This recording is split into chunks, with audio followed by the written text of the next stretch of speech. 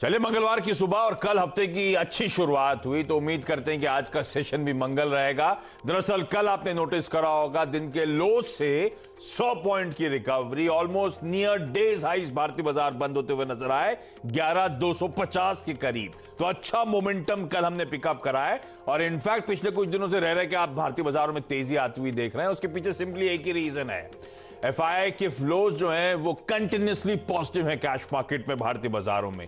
In fact कल मैं बैठे बैठे मैप कर रहा था, पिछले 8 कारोबारी सत्रों में लगातार एफआई की तरफ से बाइंग होती हुई। आपकी स्क्रीन पे वो आंकड़े पिछले हफ्ते से अब तक, लेकिन दरअसल 8 ट्रेडिंग सेशंस हो चुके हैं जब से एफआई की बाइंग कंटिन्यू होती हुई। इन पिछले 8 ट्रेडिंग सेशंस में एफआई ने करीब 3,500 करोड़ रुपए भारतीय बाजारों में पंप इन करें।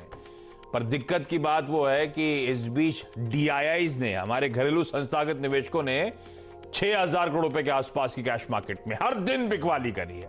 तो इन भाई लोगों का मूड नहीं सुधर रहा भारतीय बाजारों को लेकर। लेकिन ध्यान रखें, मूड और सेंटिमेंट्स को क्या है, एफआई फ्लोज ड्राइव करते हैं और उसमें कंटिन्यूस जो इनफ्लोज आ रहे हैं उससे आप देख रहे हैं रह रहे के तेजी और मूड और सेंटिमेंट अभी भी भारतीय बाजारों में पॉजिटिव बना हुआ है। लेकिन चलिए, आज के संकेत क्विकली आप लोगों की स्क्रीन पर आएंगे। अमेरिका में कल एक मिक्स सेशन देखने को मिला। तो डाउ से हम लोग कंपेयर करते हैं, अमेरिकन सेशन दिखाई डॉक्टर साहब पहले मंडे को जो हफ्ते की शुरुआत वहां पे हुई है, तो डाउ कमजोर था। डाउ में कुछ प्रॉफिट टेकिंग थी और 1/3% के आसपास डाउ दबाव के साथ था। लेकिन बाकी दोनों बेंचमार्क्स देखिए आप, S&P 1/4% का उछाल, नैस्डैक 1% की मजबूती के साथ कामकाज करता हुआ नजर आया और रिकॉर्ड हाइज के आसपास वहां के मार्केट वापस पहुंचते हुए नजर आ रहे हैं। तो मोमेंटम दरअसल स्ट्रांग था। डाउ के कुछ कॉन्स्टिट्यूएंट्स में प्रॉफिट टेकिंग थी। तो तब और अब अगर आप स्क्रीन पर देखेंगे तो हम लोग सिर्फ डाउ से कंपेयर कर रहे हैं, S&P और नैस्डैक की वो पिक्चर उसमें रिफ्लेक्ट नहीं होती है। लेकिन हां, सिर्फ डाउ से कंपेयर करें तो जो हम छोड़ के कहते 70 पॉइंट की तेजी तब डाउ फ्यूचर्स में थी और एक्चुअली 85 पॉइंट के आसपास का दबाव कल सेशन में डाउ में देखने को मिला। हां, डाउ फ्यूचर्स आज इंडिकेट कर रहे हैं कि कल के कुछ प्रेशर के बाद या हल्के कमजोरी के बाद, सुस्ती के बाद वापस रिकवर होंगे। तो डाउ फ्यूचर्स इस समय 20 पॉइंट की मजबूती के साथ ध्यान रखें ट्रेड करते हुए। तो मोटा मोटी दरअसल जो डाइजेस्ट कर रहा था वैसे ही संकेत आज सुबह हमें मिल रहे हैं। लेकिन ओवरनाइट अक्रॉस एसेट क्लासेस कुछ इंप्रूवमेंट है।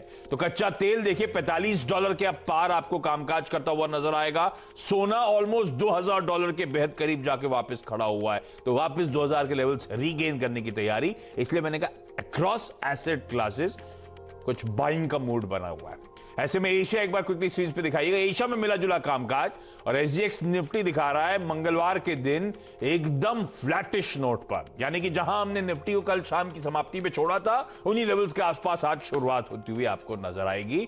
ऐसे में मूड माहौल है कैसा ग्लोबली, नीरज वाजपेयी से समझेंगे और वीरू बताएंगे। वीरू लौट चुके हैं, वीरू बताएंगे आपको आज की हमारी स्ट्रैटेजी क्या होनी चाहिए। लक्ष्मण को भी आगे जोड़ेंगे हम लोग। तो ये जो मेक फॉर द वर्ल्ड की बात मैंने हेडलाइन में करी, जो एक्सक्लूसिव जानकारी लक्ष्मण ने पिकअप करी है, उस पर आगे लक्ष्मण से चर्चा करेंगे। नीरज जी आज स्टूडियो में नजर नहीं आ रहे, क्या हुआ? बरसात बहुत हो रही है क्या बाहर? बहुत बारिश। अच्छा, ये बताइए मूड माहौल कैसा है? बहुत तेज बारिश हो रही थी तो बहुत मुश्किल था। बारिश रुकेगी तो आओगे ना? देखिए, यूएस का मूड माहौल ठीक है और आप देखिए कल बिल्कुल नैस्डैक में क्या ज़बरदस्त तेज़ी बनी है और एक शानदार रैली बनी। क्यों बनी? क्योंकि वहाँ पे टेक शेयर में एक एनवीडिया शेयर है जिसमें बहुत बढ़िया रैली बनी, टेस्ला में बहुत अच्छी तेज़ी बनी। तो जो वहाँ के रिजल्ट सीजन है या जो टेक्नोलॉजी कंपनीज है उसमें रुक रुक के बहुत अच्छी तेज़ी बन रही है, वो एक बड़ा सिग्निफिकेंट माहौल था वहाँ पे।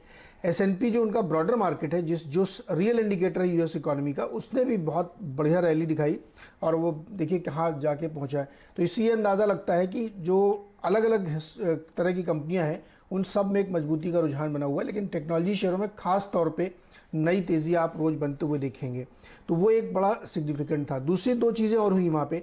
डॉलर इंडेक्स पर नज़र रखिएगा, 93 के नीचे ट्रेड कर रहा है और ये जब तक नीचे रहेगा इक्विटी मार्केट के लिए बहुत प्रॉफिटेबल रहेगा। तो इसीलिए उसमें एक शानदार तेज़ी आपको देखने को मिल रही है। दूसरा एक आंकड़ा वहाँ निकल के आया, चूँकि रिजल्ट सीजन वहाँ पे भी लगभग ख़त्म है, तो 90% जो कंपनीज़ हैं S&P की, जो ब्रॉडर मार्केट की हैं, उसमें से ज़्यादातर कंपनियों ने उम्मीद से बेहतर, यानी करीब 85-87% कंपनियों ने उम्मीद से बेहतर नतीजे पेश किए हैं। हालांकि एक्सपेक्टेशंस भी लो रखी गई थी, लेकिन उसको भी बीट किया है। तो इससे लग रहा था कि जितना बुरा हो सकता है उतना बुरा हुआ नहीं। अब इंतज़ार किस बात का है, वो एक पैकेज को लेकर के थोड़ा सा लोग वेट करते रहते हैं, क्योंकि वही एक ट्रिगर बचा है जिसपे बातचीत हो रही है, तो वो उसका इंतज़ार है। दूसरा, हुआवे को लेकर के सरकार ने और ज़्यादा सख्ती बरतने का फैसला किया है। करीब 38 और ऐसी कंपनी है छोटी छोटी जो हुआवे के साथ बिजनेस करती थी, उस पर ये बैन लगा दिया गया कि उनको परमिशन लेनी पड़ेगी सरकार से, नए लाइसेंसेस लेने पड़ेंगे। तो वो एक चाइना वाला जो साइड बाय साइड टेंशन चलता रहता है। क्रूड में जो तेज़ी आपको हल्की सी देखने को मिली है वो सिर्फ नाम मात्र की है, 45 पे ही वो स्टिक कर रहा है क्रूड अभी भी। वो इसलिए हुई है क्योंकि सब ने अपना प्रोडक्शन कट का जो टारगेट था वो जुलाई में अचीव कर लिया है, तो उसकी वजह से मजबूती वहाँ पे बनी हुई है। लेकिन कोई खास ऐसा कोई ट्रेंड नहीं है क्रूड से कि बहुत ज़्यादा बढ़ा हो, 45 पे भी ट्रेड कर रहा है। तो अगर आप ब्रॉडर मार्केट को पूरा तरीके से देखेंगे तो मजबूती का रुझान लगातार बना हुआ है, कहीं कोई दिक्कत नहीं है, कहीं कोई ट्रेंड लाइन नहीं है। बावजूद इसके अभी पैकेज ऐलान नहीं हुआ है, लेकिन मार्केट में लगातार तेज़ी बनी हुई है और लीड कर रहे हैं उसको टेक्नोलॉजी शेयर्स। तो वो डर है बियर्स के बीच में शेर आया, शेर आया, शेर आया, वो आया नहीं अभी तक।